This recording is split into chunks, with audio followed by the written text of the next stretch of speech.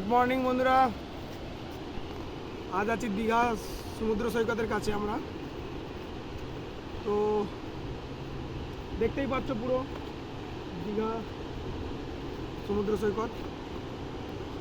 তো ফাইনালি তোমাদের একটা জিনিস দেখাতে চলেছি।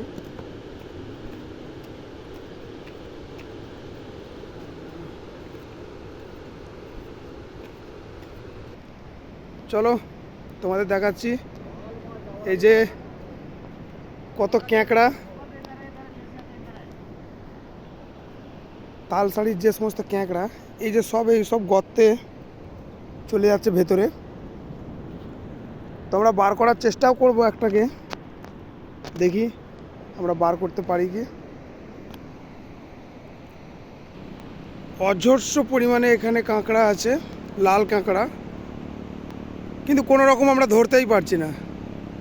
মানে যার মুহূর্তেই তারা তাদের বাসস্থানের মধ্যে চলে যাচ্ছে, কোনো রকম ধরা যাচ্ছে না। চেষ্টা করব তোমাদের দেখানো। ওই যে দেখতে পাচ্ছ,